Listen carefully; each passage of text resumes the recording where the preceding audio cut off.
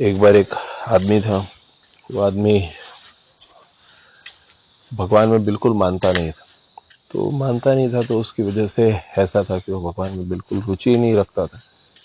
तो कोई भी बोले तो उसकी निंदा करता था। तो एक दिन क्या हुआ कि उसके ब्रदर ने ये सोचा, उसके भाई ने, कि ये जो चीज हो रही है इसकी वजह से कल को बाई इसका मृत्यु हो जाएगा, तो उसके बाद इसको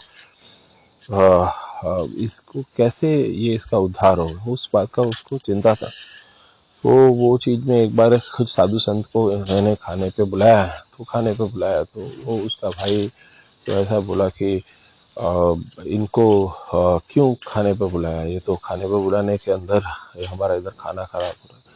तो उसने फिर साधु संतों से बाद में कहा कि मुझे कुछ इसका उपाय कीजिए, क्योंकि ये तो भगवान में रुचि लेता नहीं और एक दिन जब इसकी मृत्यु हो जाएगी इसका कल्याण कैसे होगा। तो साधु संत ने खाना खाने के बाद उसको एक कमरे में बुलाया और बोला कि मैं जो बोलता हूँ वैसा करो और बाकी सब अच्छा होगा। तो उन्होंने बोला, उसके भाई ने बोला ठीक है। फिर उसके भाई ने बोला, उस साधु ने बोला कि मुझे एक कमरे में बंद कर दो, उसी कमरे में आपका जो भाई है जो भगवान में श्रद्धा नहीं उसको अंदर डाल दो, बाकी मैं सब संभाल लूंगा। तो उसके बाद उसको एक कमरे में बंद कर दिया गया साधु को, और साधु के साथ में उस दूसरे भाई को भी अंदर डाल दिया गया। तो जैसे ही उसका भाई अंदर आया और बाहर से कुंडी लगा दी गई, तो उसके बाद साधु ने उसको कस के दोनों हाथों से एकदम जकड़ लिया, अपना बाही में जकड़ लिया। तो उसके बाद वो बहुत कोशिश किया, लेकिन साधु संत भी बहुत मजबूत होते हैं। उन्होंने क्या किया, उसको पकड़ लिया, झटक लिया, बहुत कोशिश करे। तो बोले मुझे छोड़ दो, मुझे छोड़ दो। तो उसने बोला कि नहीं, मैं नहीं छोड़ूंगा। तो बोले कि सिर्फ खाली एक बार राम बोलो, उसके बाद मैं छोड़ दूंगा। तो बोले कि राम बोलने से छोड़ दोगे? बोले हाँ, राम बोलने से छोड़ दूंगा। तो उसके बाद उन्होंने कस के बाही को ऐसे पकड़ के रखा, तो उसने बोला राम, फिर इसको छोड़ दिया। फिर बोला दूसरी बात कि ये जो राम बोला, नाम बोला है तुमने, इसको कभी किसी को बेचना नहीं, कभी भी कोई बोले तो भी ये बेचना नहीं, बस इतनी बात ध्यान रखना। तो ऐसा बोल के उन्होंने हाथ छुड़वाया और चले गए। और वहां से चले गए तो उसके बाद उन्होंने रास्ते में वो चले गए। फिर उसके बाद वो जो उसका भाई था वो सुनता रहा, और उसने बोला कि अभी हमें इससे क्या लेना देना, पर देखते हैं क्या होता है। फिर भविष्य में 2 साल के बाद उसकी मृत्यु हो गई, वो आदमी की, जो व्यक्ति को राम बुलवाया था।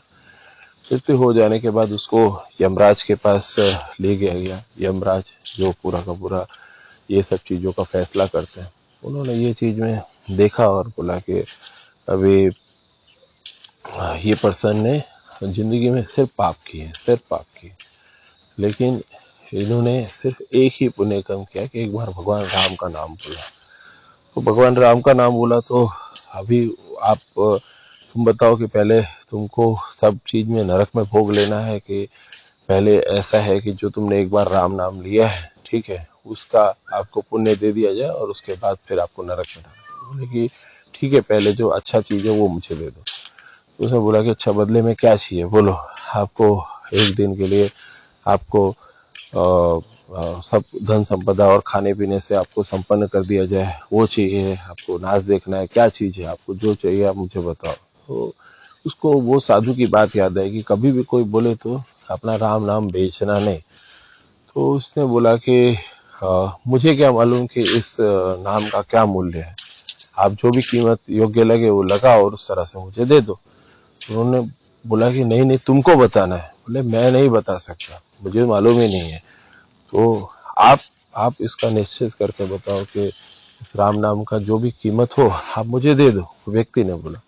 अब यमराज ने बहुत कोशिश किया, यमराज ने बहुत कोशिश किया, पर वो कुछ बोला ही नहीं, क्योंकि उसको साधु की बात आती कि इसको बेचना नहीं।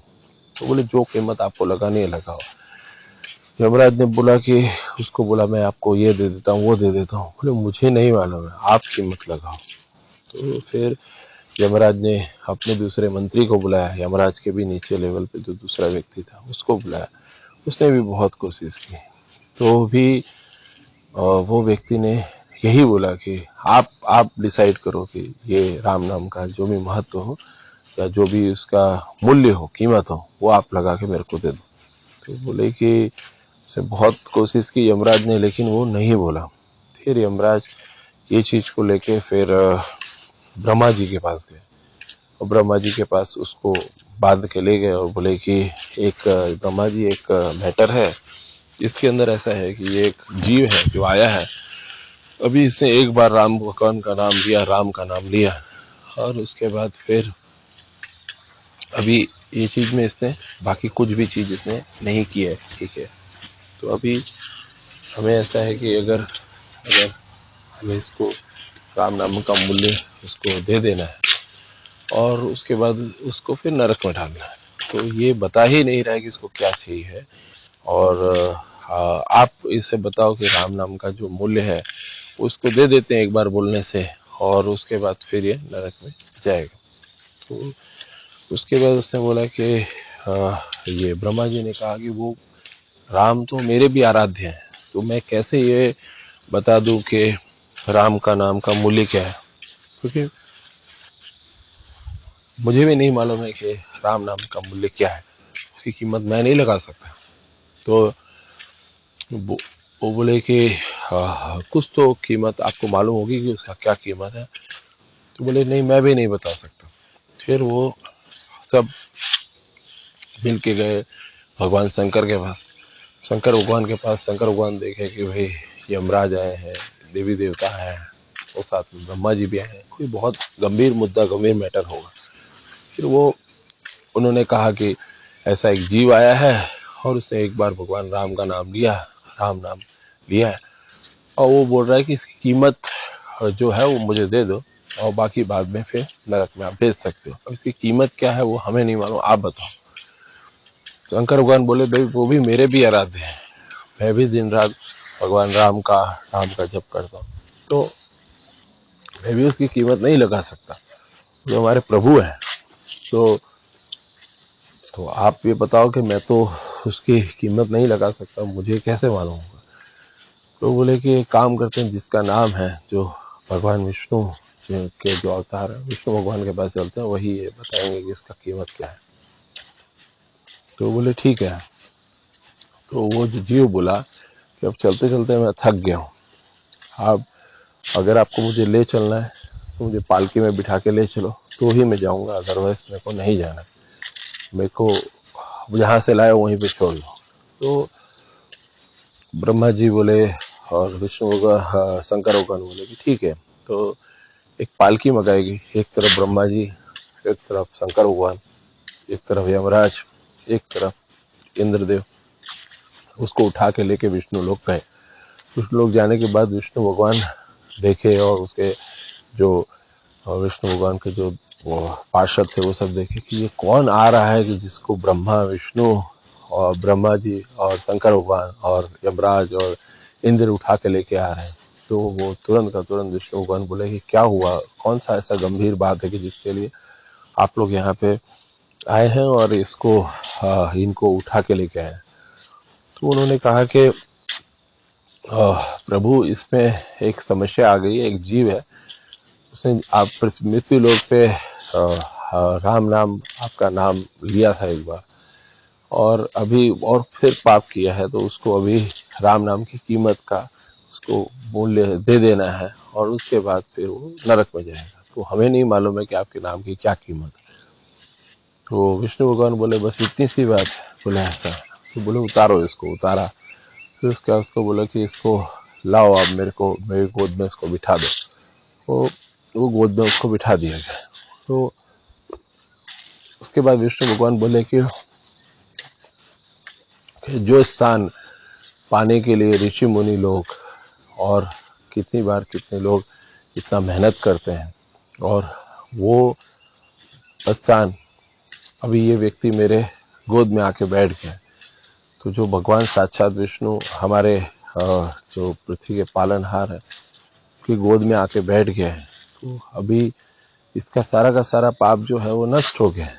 अब ये पाप उसका नष्ट हो गया है और वो मेरी गोद में आके बैठ गया। यानी उसने, जो भी व्यक्ति मेरा नाम लेता है उसे तो मैं सर पे बिठाता हूँ, उसको अपनी गोद में बिठाता हूँ। तो जिस व्यक्ति ने मेरा नाम लिया तो अभी ये मेरे गोद में आके बैठ गया, ये उसका, ये इतना मैं उसको वैल्यू देता हूँ, इतना मैं उसको सम्मान देता हूँ, और इसका सारा का सारा जो पाप है वो नष्ट हो गया। और ये सीधा वैकुंठ धाम को आ गया। ये मेरा विष्णु लोक है, वैकुंठ धाम है।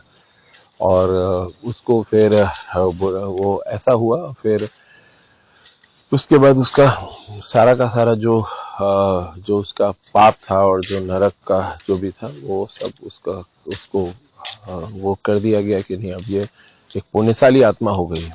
और उसके बाद वो थोड़ा टाइम वैकुंठ धाम में रहा। फिर वैकुंठ धाम में रहने के बाद भविष्य में कोई कोई बहुत अच्छा पुण्यशाली व्यक्ति हुआ, और उससे जो वैकुंठ धाम में जाने के बाद उसको भगवान विष्णु और भगवान श्री राम के बहुत ज़्यादा प्रिय और हृदय के करीब पहुंच गया। तो इसीलिए जब भी कोई व्यक्ति है, वो पर्सन भगवान राम का नाम लेता है, कृष्ण का नाम लेता है, जो व्यक्ति है वो राधे राधे बोलता है, कोई व्यक्ति ओम नमः शिवाय बोलता है, जो भी भगवान का नाम लिया जाता है उस नाम का मूल्य उसको मिलता है। और वो नाम का मूल्य जो है, आप अगर दिल से बोलते हैं, आपका मन साफ है, तो आप ये समझिए कि भगवान आपके हृदय में बैठ के सुन रहे हैं, भगवान आपके आजू बाजू बैठे हैं। आपने हनुमान जी को याद किया, हनुमान जी भी आपके आजू बाजू बैठ के आपको देख रहे हैं। तो ये भी एक सत्य घटना है। ये भी, इसका भी काफी जगह पे आपको ये मतलब ये मिलता है कि हाँ ऐसा भी हुआ था। तो व्यक्ति को जब भी समय मिले तो भगवान का नाम लेना चाहिए। नाम जप करो, उसके अंदर ये मत सोचो कि उसके अंदर क्या है। आप करे जाओ, आपको कुछ ना कुछ मिलता रहेगा। आपने अगर मंत्र जप किया, वो भी करे जाओ, उसका भी कुछ ना कुछ मिलेगा। भगवान ने बोला है कि जो मुझे जैसे भजता है मैं भी उसको वैसे ही भजता हूँ। श्री कृष्ण श्री कृष्ण श्री कृष्ण। जय श्री राम जय श्री राम जय श्री राम।